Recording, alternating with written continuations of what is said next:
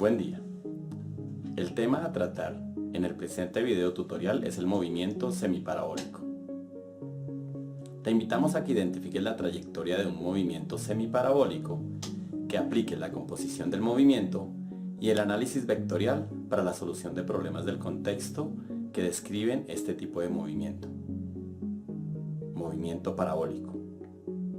El movimiento recibe este nombre debido a que su trayectoria describe media parábola. Este movimiento se presenta cuando se le otorga una velocidad horizontal a un cuerpo que posee determinada altura y es afectado además por una caída libre.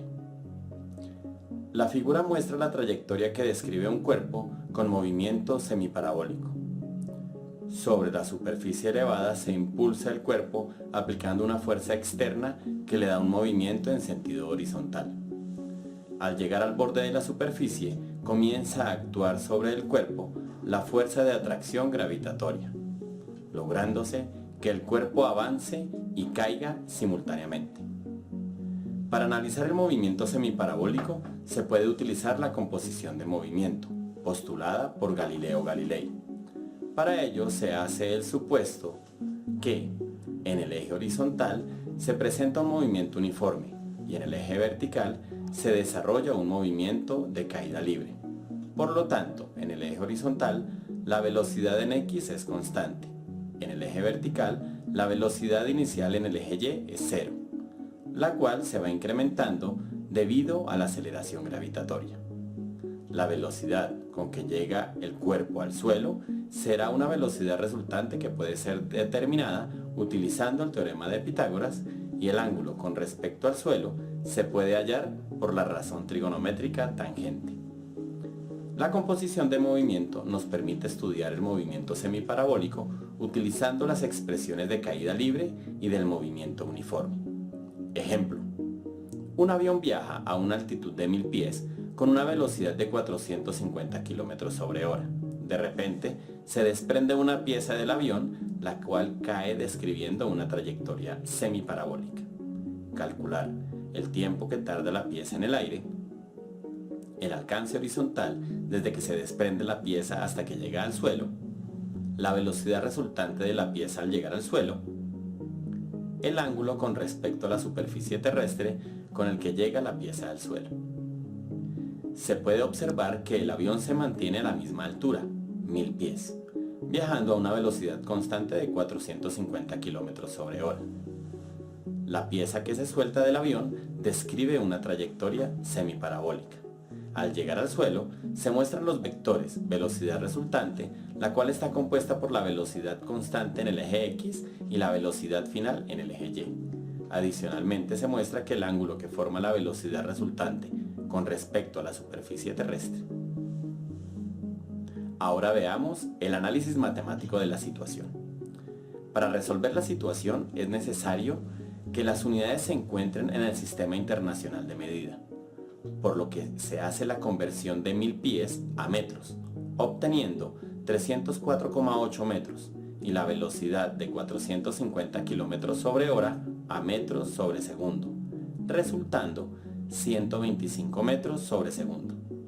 Posteriormente, se extrae la información del problema, como lo es la altura de 304,8 metros, la velocidad horizontal 125 metros sobre segundo, la aceleración gravitatoria 9,8 metros sobre segundo cuadrado y la velocidad inicial en el eje vertical, que es 0 metros sobre segundo.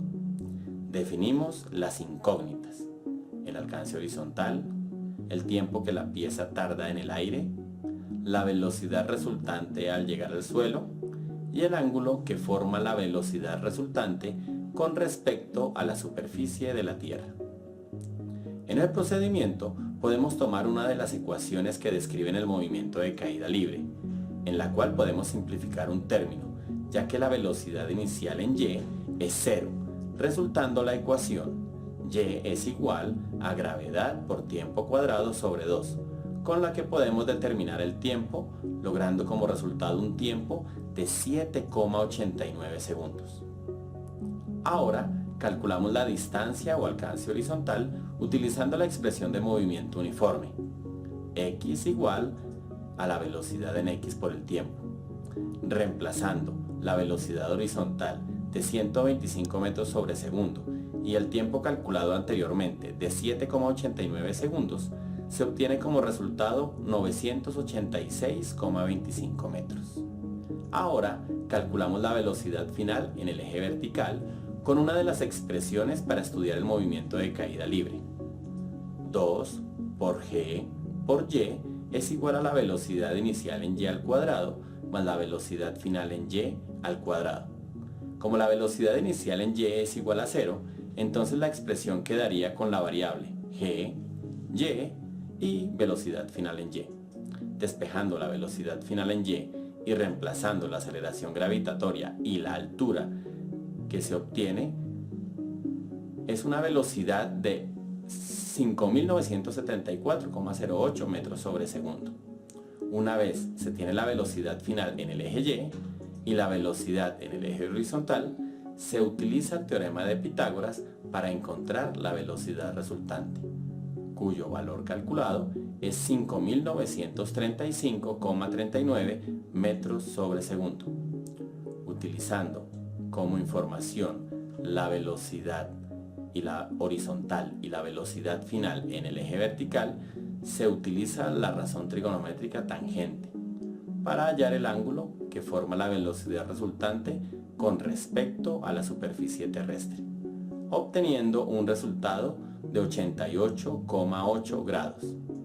Podemos concluir que la pieza recorre una distancia horizontal de 986,5 metros en un tiempo de 7,89 segundos, llegando al suelo con una velocidad resultante de 5.935,39 metros sobre segundo, la cual forma un ángulo de 88 grados, 48 minutos, 48 segundos. En el próximo video tutorial trataremos el tema de movimiento parabólico, en el cual también aplicaremos el principio de composición de movimiento y el análisis vectorial. Gracias por tu atención y hasta pronto.